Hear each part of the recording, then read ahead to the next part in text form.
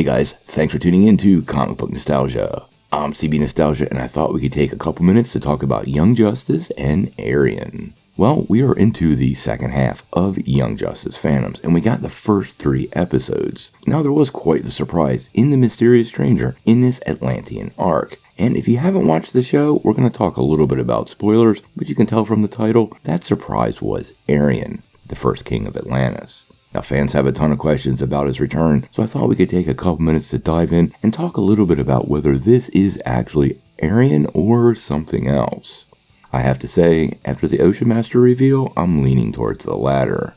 Now, before we dive in though, make sure you hit the like and subscribe button and ring the bell for all the updates. Also, our big giveaway. We're going to give away this Oculus Quest 2 at 50,000 subscribers. All you need to do to get in on our giveaway is be a subscriber and leave us a comment. Also, while you're at it, make sure you check out our line of Stay Whelmed merchandise down below. It's a pretty cool way for you to help your friends feel the Aster, crash the mode, and stay whelmed, all while supporting this channel. Plus, we have a nice little line of Snyderverse as well as CBN merchandise, so it's totally worth checking out.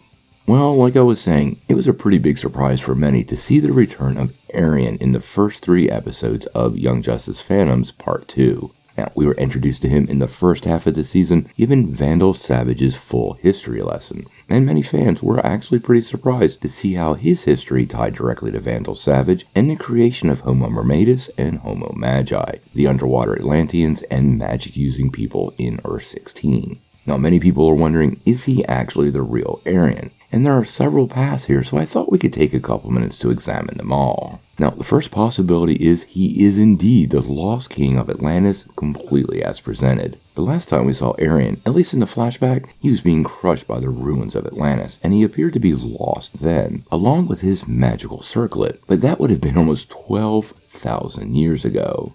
This would mean we would have to accept that he had actually been alive and in exile for 12,000 years and never have been exposed or discovered at all. I have to say, that's quite a stretch.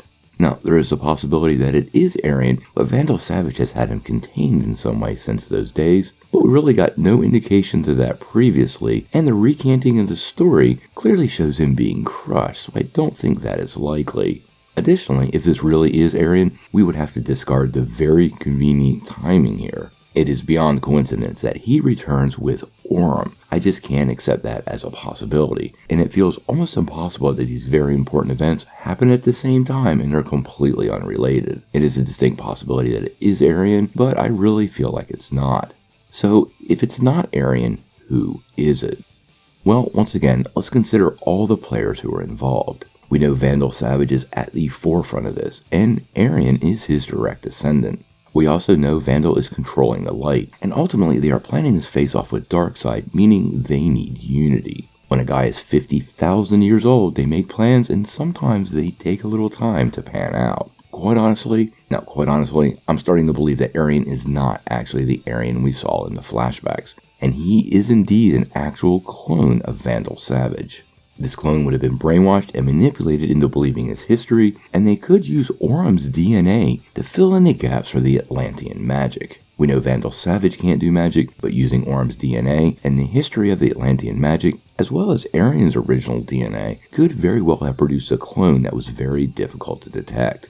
We saw how hard it was for them to tell that Orm was a clone. We have to assume this is the same case here. Additionally, I would not be surprised at all if Vandal Savage actually wrote that prophecy. Like I said, he's 50,000 years old, and he's been playing this chess game a really long time. This would be a great way for him to keep the Atlanteans in his back pocket and have a mechanism to execute a plan and take over the underwater kingdoms when he needed that to happen. As we move closer to this conflict with Darkseid and what we saw in the battle versus Law and Chaos in the first half of the season, Savage may have felt this was the time and decided to finally make that move. Now, it appears we have one more episode left in Kaldur's arc, although it could be a 5-episode arc and we don't know it yet. So I suspect in the next week or 2, the exact status of Arion will be revealed, but we'll have to wait and see. What do you guys think?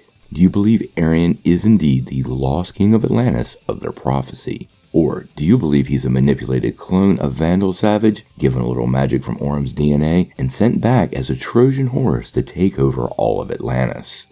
Sound off in the comments below. If you like this video, make sure you hit like, click subscribe, and if you don't ring that bell, you're not getting any updates. Peace.